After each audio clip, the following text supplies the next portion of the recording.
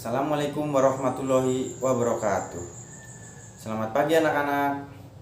Semoga kalian tetap sehat dan selalu bersemangat dalam melaksanakan pembelajaran. Sebelum melaksanakan pembelajaran, marilah kita berdoa terlebih dahulu.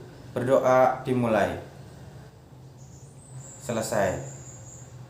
Semoga dengan kalian berdoa, kalian dimudahkan dalam melaksanakan pembelajaran. Untuk materi hari ini yaitu tentang teks persuasi. Marilah kita simak materi berikut ini. Bab 7, mengenal lebih dekat tentang teks persuasi. Apa sih teks persuasi itu? Teks persuasi adalah teks yang menyampaikan gagasan dengan menggunakan bahasa yang jelas dan lugas. Teks persuasi bersifat mempengaruhi orang lain. Nah, jadi teks persuasi adalah teks yang menyampaikan gagasan menggunakan bahasa yang jelas dan bertujuan mempengaruhi orang. Ciri umum teks persuasi. Yang pertama, bertujuan mengajak orang lain untuk melakukan sesuatu. Yang kedua, memiliki data berupa fakta, contoh, dan bukti yang digunakan untuk memperkuat alasan yang disampaikan penulis berkaitan dengan tujuannya. Yang ketiga, mengandung kata-kata ajakan seperti ayo, marilah, laksanakanlah. Nah, jadi ciri umum teks persuasi ada 3. Yang pertama, bertujuan mengajak orang lain. Yang kedua, memiliki data berupa fakta, contoh, dan bukti. Yang ketiga, mengandung kata-kata ajakan. Struktur teks persuasi ada 4. Yang pertama, pembukaan. Yang kedua, tesis.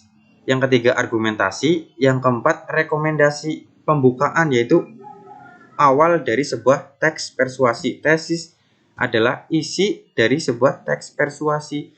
Argumen adalah pendapat atau penguat untuk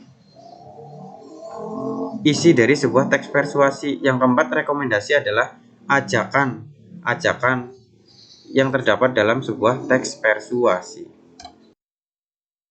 Langkah-langkah membuat teks persuasi. Yang pertama, menentukan topik. Nah, jadi sebelum kalian membuat teks, kalian menentukan dulu topiknya apa, permasalahannya apa. Yang selanjutnya, tentukan tujuan yang akan kalian capai. Setelah kalian menentukan topiknya, permasalahannya, kalian menentukan tujuan yang akan kalian capai. Tujuannya apa? Nah, yang selanjutnya, menyampaikan tesis atau pendapat yang berhubungan dengan topik.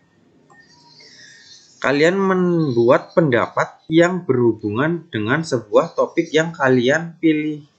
Yang selanjutnya, buatlah kerangka teks persuasi, yaitu kalian membuat sebuah kerangka dari sebuah teks persuasi.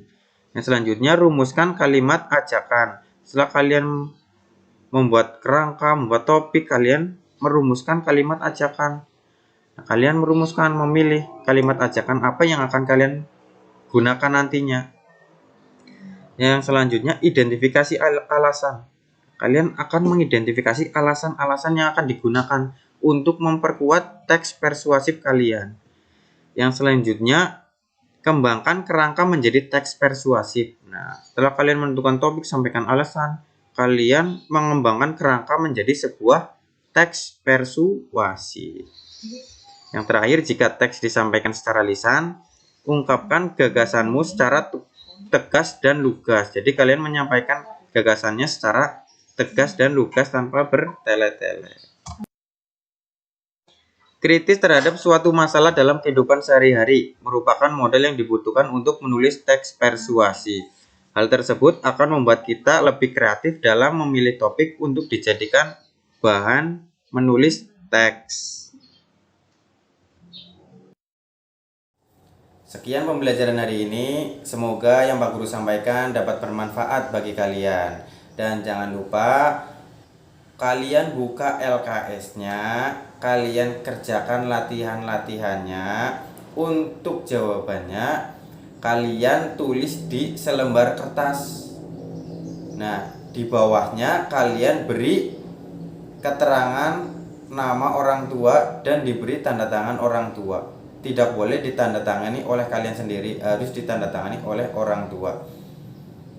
Cukup sekian pembelajaran hari ini. Wabillahi taufiq wal hidayah. Assalamualaikum warahmatullahi wabarakatuh.